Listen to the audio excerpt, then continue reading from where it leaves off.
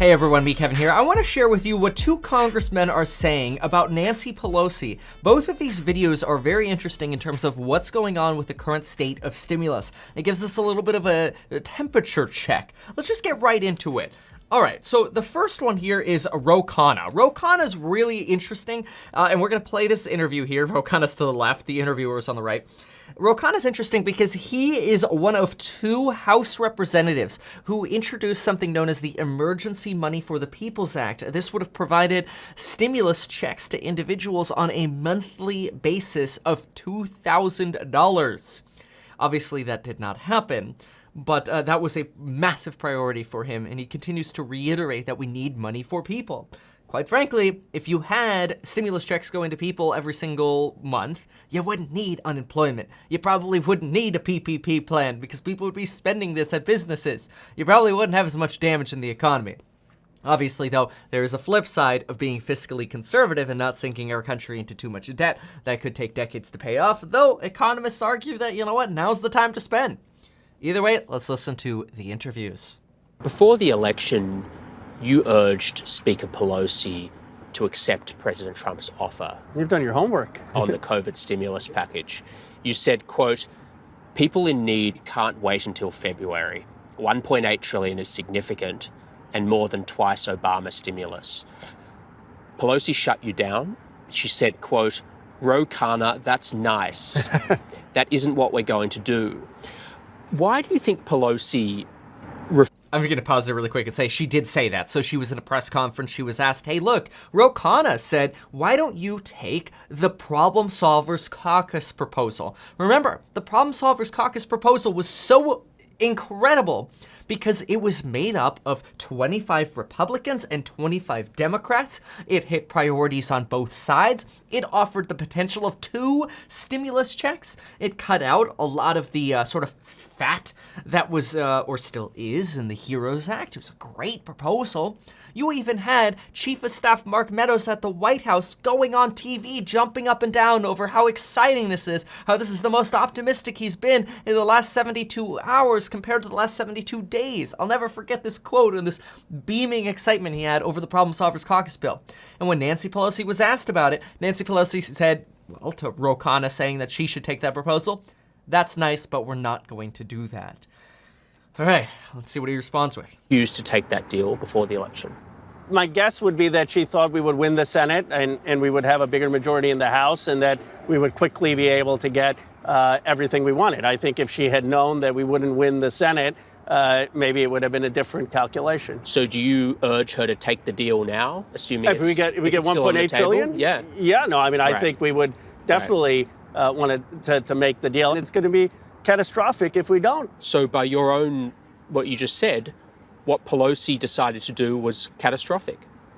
It had a catastrophic... That was a good twist in terms of what the reporter did there, which is honestly great, like a great question from a journalistic point of view, because he did say, look, if we do not take a stimulus package now, we will see catastrophic damage to the economy, to people's livelihoods. We already know that Jerome Powell says, look, the reality is, he said this yesterday on a forum with the European Central Bank and the bank governor of the United Kingdom, the federal bank governor of the Bank of England.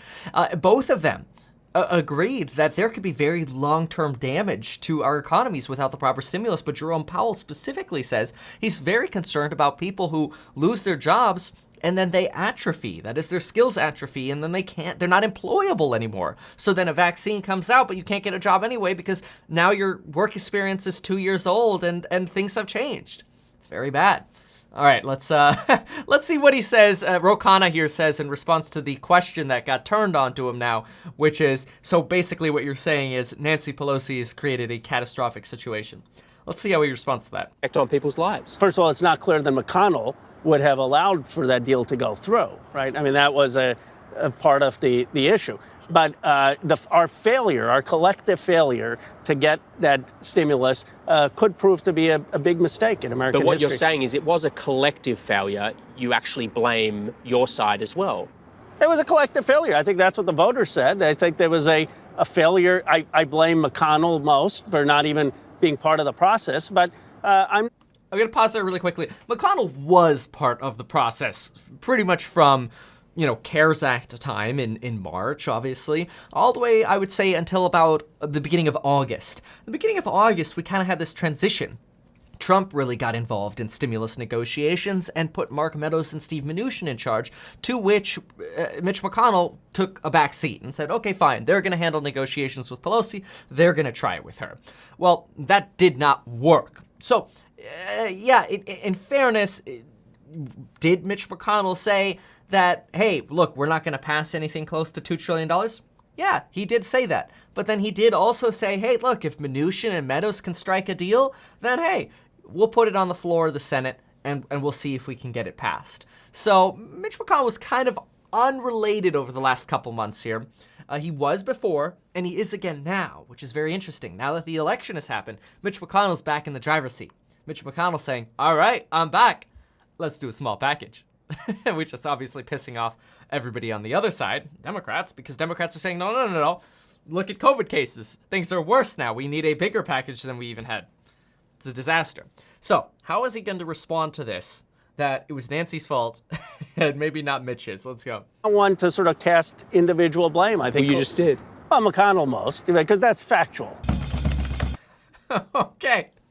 So, what a way to end that one. Let's go on to another video over here. McConnell most, because that's factual. That's rough. But obviously, Ro Khanna is Democratic, and I don't think any of us care much for Mitch McConnell or Nancy Pelosi. Like, we don't have to be Republicans or Democrats to say that both of them piss us off, right? But let's go ahead and listen to what Marco Rubio says. So Marco Rubio was a big proponent of the Paycheck Protection Program. He was one of the people who came up with this plan. He is a senator. Let's go ahead and listen to what he has to say. As we enter the last weeks of 2020, what's already been a very difficult year for small business, every single red warning light is flashing. It's telling us that what's coming here in the next few days and weeks is catastrophic. There are millions of small businesses that are on the verge of being wiped out. They are one shutdown order away, one pandemic outbreak away.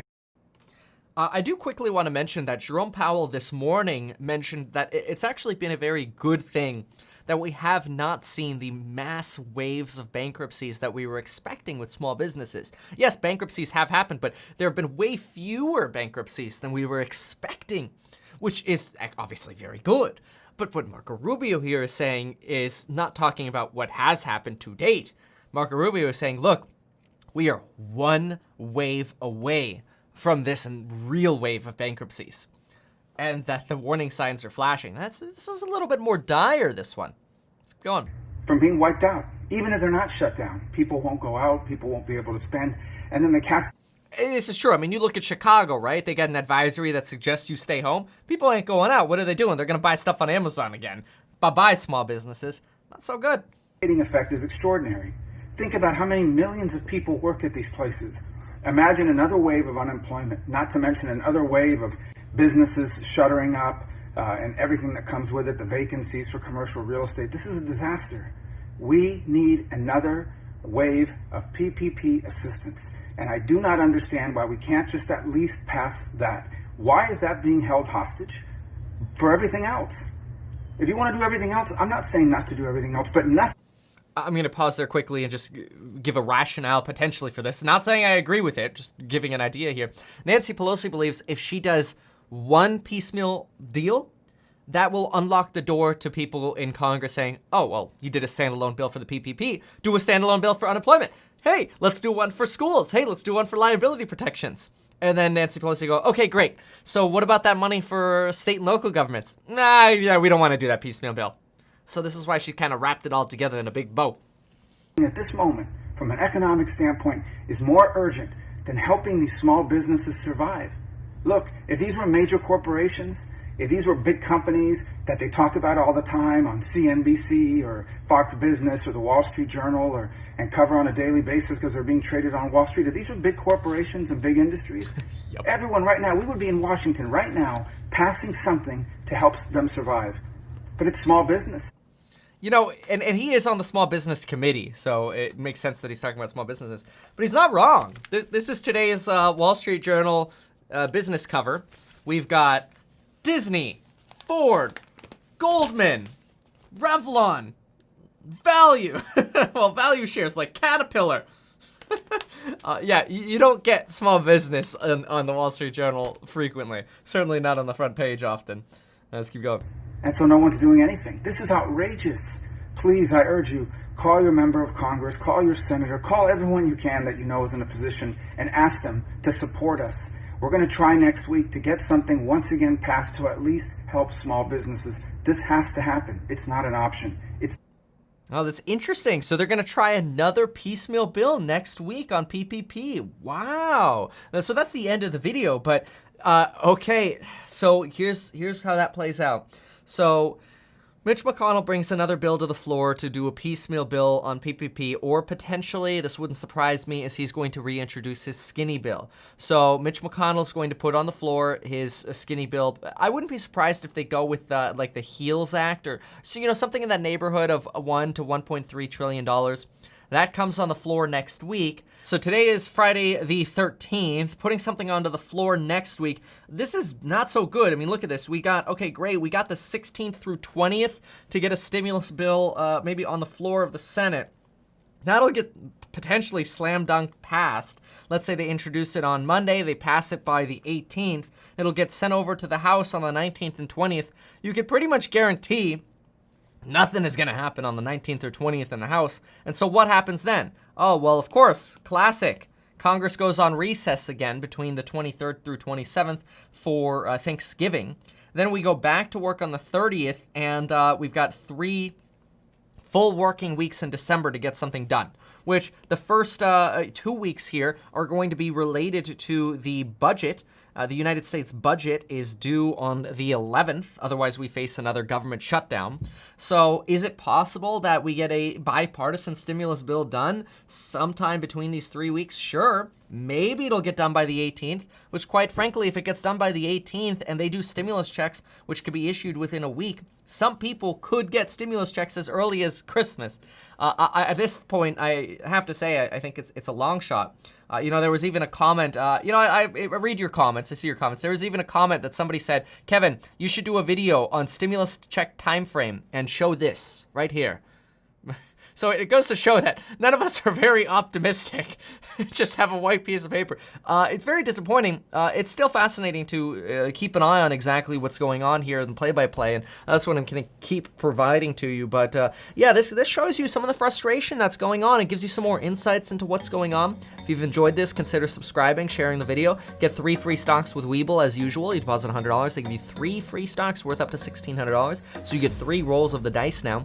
And of course, get life insurance in as little as 5 minutes via the link down below. You don't have to talk to anybody. That's why Lauren and I got it. We don't want to get on the phone with anybody. We don't want to go to a doctor. We don't want to do anything. We're in a pandemic. We just want it, and Apple pay for it, and be done. And they said, sure, yep, no problem. It was great.